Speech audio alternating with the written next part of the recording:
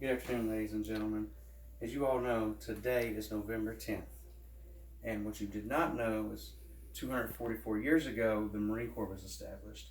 The Marine Corps was established in a place called Tun Tavern in a bar in Philadelphia, Pennsylvania. During the existence of the Marine Corps, all throughout history, we have been known to partake in some of the greatest battles.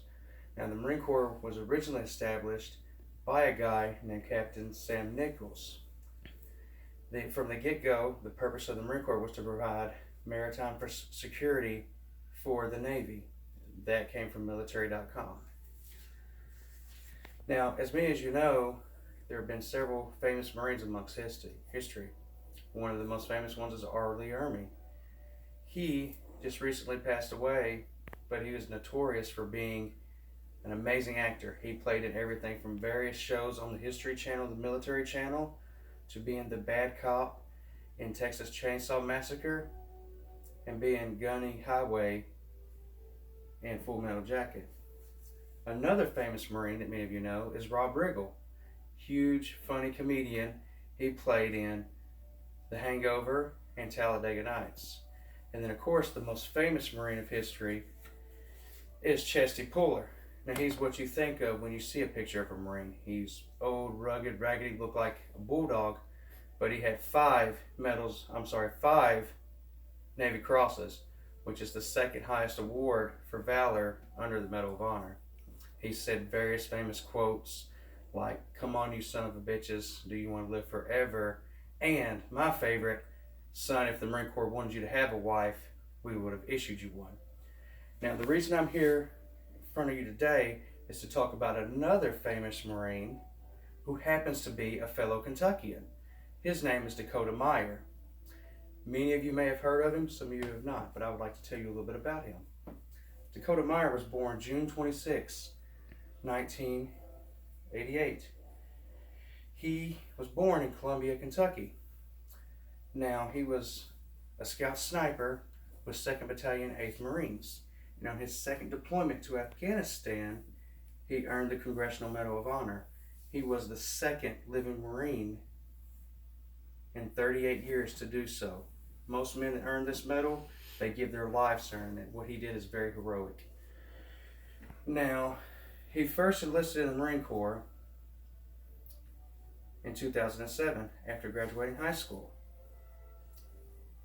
September 15, 2011 was when he got his Medal of Honor. He actually drank a beer at the White House with Barack Obama. Now, a part of his deployment to Afghanistan, he was in the Battle of Gangal, which is in the Kunar province of Afghanistan. And he was a part of an embodied training team. His sole purpose in life was to work with another joint services team to help train Afghanistan National Police so they could help fight the Taliban.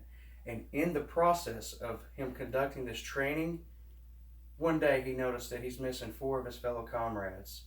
He's missing 3 Marines and a fellow Navy corpsman who was the same thing as an Army medic. The Battle of Gangal was 8 September 2009. And while he was searching for these missing Marines and this corpsman that came up missing after an ambush, he found their bodies. They had been stripped of their clothing and their weapons. And there was one Taliban soldier trying to take their bodies and run with them. Dakota Meyer picked up a rock, beat the guy to death with it. Single-handedly, he got all 4 of those men back. And in the process, he wound up helping 12 wounded men evacuate. And he's directly responsible for another 24 surviving that day.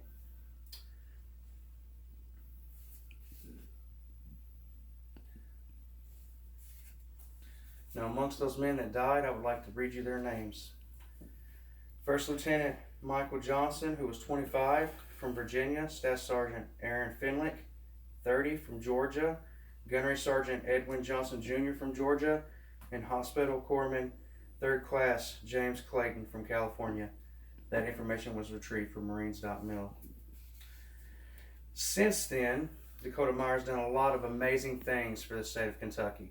He is one of the biggest supporters of legalizing marijuana in the state of Kentucky, especially for veterans with PTSD, who him unfortunately himself suffers from. In 2015, he was an honorary Kentucky colonel, which many of you know that is very hard to get. He was given that by Steve Beshear, former governor. That information was retrieved from Kentucky.com. And ladies and gentlemen, I really appreciate you taking the time to be here.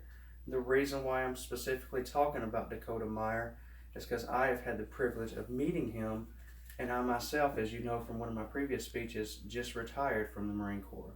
It's a huge honor to be a part of the same family that men like him is a part of. Thank you for your time. Have a wonderful evening.